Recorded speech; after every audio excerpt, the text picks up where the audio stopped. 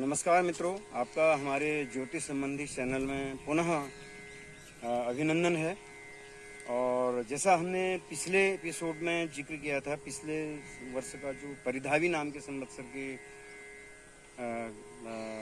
का अध्ययन किया था, तो अब आइए हम इस साल के पंचांग में, इस साल का पंचांग जो कि 25 मार्च 2020 से लागू हुआ और उसमें किस प्रकार से विश्लेषण किया गया है ये देखेंगे। तो अगर हम देखें तो ज्योतिष विद्या में जो है ग्रह नक्षत्रों का सारा अध्ययन करके किस प्रकार हमारे ऋषि मुनियों ने, ज्योतिषियों ने किस प्रकार से जो फलादेश निकाले वो हमारे लिए देखने लायक और महत्वपूर्ण है। तो आइए हम इस वर्ष के पंचांग का अध्ययन करते हैं कि उसमें फलादेश किस प्रकार से किया गया। तो आइए इस वर्ष का पंचांग देखते हैं। देखिए, संवत 2077, संवत का अर्थ है कि जैसे अंग्रेजी वर्ष का 2020-21 चल रहा है, वैसे हमारा जो भारतीय संवत चल रहा है 2077 चल रहा है। और तो संवत 2077 सन 2020-21 का ये नया अंक है जो कि 25 मार्च 2020 से लागू हुआ है। आइए देखते हैं इसमें संवत्सर के विषय में क्या फलादेश किया गया। तो संवत्सर 2077 अर्थात 2020-21 का वार्षिक तथा राशिफल देखिए, प्रारंभ से ही लिखा है प्रमादी नाम का संवत्सर है इस वर्ष, जो कि 25 मार्च 2020 से लागू हो रहा है। उस दिन हमारा नव संवत्सर प्रतिपदा थी। तो देखिए फल में देखिए, रोग एवं कष्टों से प्रजा परेशान हुए, अर्थात जो रोग का जो दुष्परिणाम था वो अभी जारी रहेगा इस वर्ष भी। और उसके अलावा इसमें स्पष्ट रूप से दिया गया है, इधर देखिए कि दक्षिण पश्चिमी क्षेत्रों में चिंताजनक स्थितियां हो सकती हैं। वास्तव में अगर आप इस समय देखें, इस पंचांग के प्रारंभ के समय में, तो पश्चिमी क्षेत्रों में अर्थात वेस्टर्न कंट्रीज, आपके अमेरिका है, इटली है, जर्मनी है, इंग्लैंड है, वहाँ वास्तव में बड़ी चिंताजनक स्थितियां चल रही हैं। चिंताजनक स्थितियां हो सकती हैं।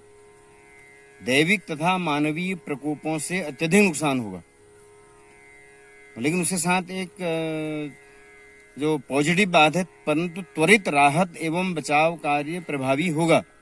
जैसे कि आप लोग देख रहे होंगे कि हमारे यहाँ भारतवर्ष में जो भी हमारे यहाँ जो क्विक डिसीजन लिए गए, तुरंत निर्णय लिए गए और तुरंत लॉकडाउन जारी किया गया किसी प्रकार की सोच विचार किए बिना, तो उससे त्वरित राहत एवं बचाव कार्य प्रभावी हो गया है। हमारे यहाँ अपेक्षाकृत जो है कॉम्पैरेटिवली बहुत कम नुकसान हुआ है, ये भगवान की कृपा से।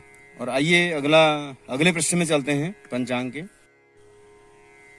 तो इसमें आगे देखिए, अगले पृष्ठ में अधुना प्रमादी नाम संवत्सर फलम कश्यप प्रमाथी। अभी मैं इस बात को पुनः उसकी पुनरावृत्ति करना चाहूंगा कि ये जो 7वां संवत्सर हमारा चल रहा है, रुद्र का चल रहा है। रुद्र का, भगवान रुद्र अर्थात संहार के देवता हैं, तो 20 के 20 संवत्सर जो हैं वो नकारात्मक फल देंगे।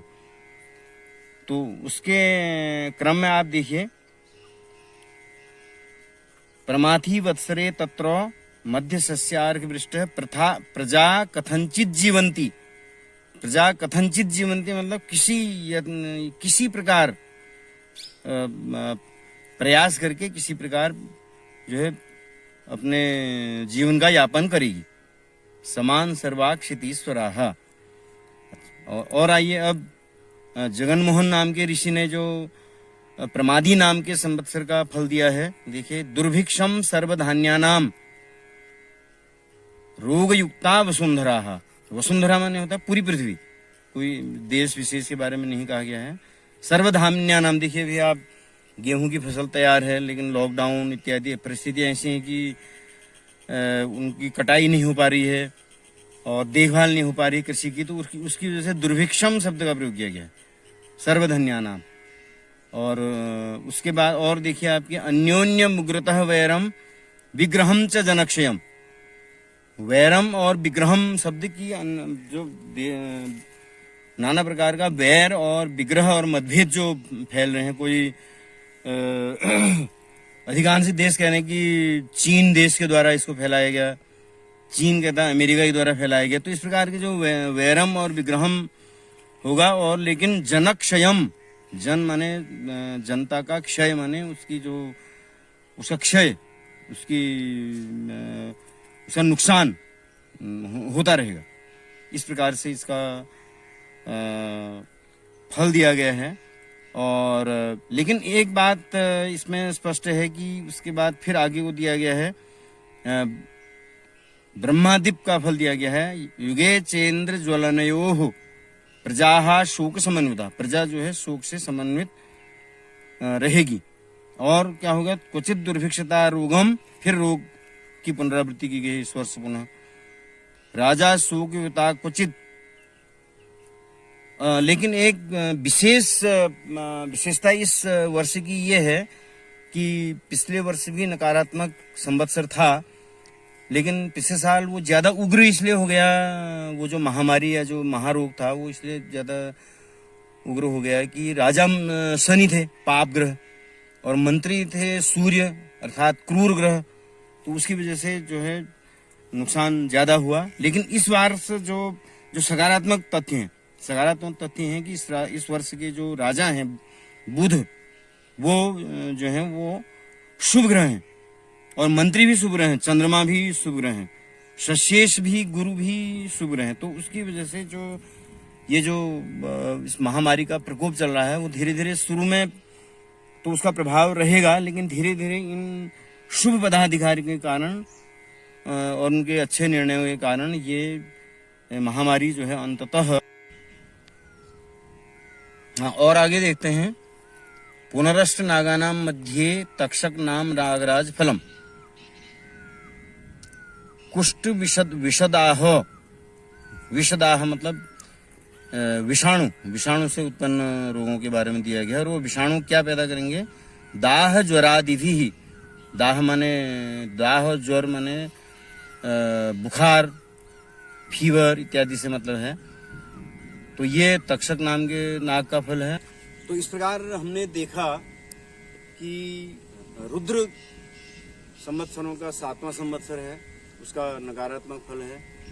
लेकिन एक बहुत अच्छी बात इस वर्ष ये है कि इस वर्ष के जो राजा हैं वो शुभ ग्रह हैं। बुध इस वर्ष के राजा हैं, और चंद्रमा भी शुभ ग्रह हैं, वो इस वर्ष के मंत्री हैं, और बृहस्पति शशेष हैं। तो इस वर्ष जो है पदाधिकारी जो हैं वो सब सात्विक और शुभ फल प्रदान करने वाले हैं। इसलिए यद्यपि प्रारंभ में रोग जो है अपने गति पर रहेगा, लेकिन बाद में इन शुभ ग्रहों के परिणाम, शुभ पदाधिकारियों के परिणाम, शुभ राजाओं के परिणाम स्वरूप, अच्छे निर्णय लेने के परिणाम स्वरूप ये रोग जो है मार्च, अप्रैल, मई, तो मई अंतिम सप्ताह तक पूर्णतया नियंत्रण में आ जाएगा। ऐसा जो हमारे जो ग्रह नक्षत्रों का फल है वो यहाँ पर दिग्दर्शित करता है। और इसके साथ पुनः संदेश की जो महामारी सारे संसार को और मानवता को पीड़ित किए हुए है, उसमें उसका जो परिहार है वो यही है कि हम जो स्वास्थ्य विभाग के द्वारा जो एडवाइजरी जारी की जा रही हैं, सरकार के द्वारा, सरकारों के द्वारा और हमारे शासकों के द्वारा जो निर्देश जारी किए जा रहे हैं उनका पालन करें। जैसे आपस में दूरी रखें, घर के अंदर रहें, और नाना प्रकार से साफ सफाई रखें, नमस्ते का प्रयोग ज़्यादा करें, और आपसी संपर्कों से दूर रहें, और तभी हम इस मानवता को बचा पाने में सक्षम होंगे। और उसी के साथ परमपिता परमेश्वर से प्रार्थना है कि इस महामारी का जो प्रकोप है वो धीरे धीरे कम हो और मानवता इससे मुक्त हो। ओम स्वस्ति न इंद्रो वृद्धस्रवाः स्वस्ति नः पूषा विश्ववेदाः स्वस्ति नस्तारक्षो अरिष्टनेमिः स्वस्ति नो बृहस्पतिर्दधातु। तो आइए पुनः आप लोगों से निवेदन है कि हमारे इस वीडियो को आप लाइक करें, शेयर करें, कमेंट करें और हमारे चैनल को सब्सक्राइब करें। धन्यवाद।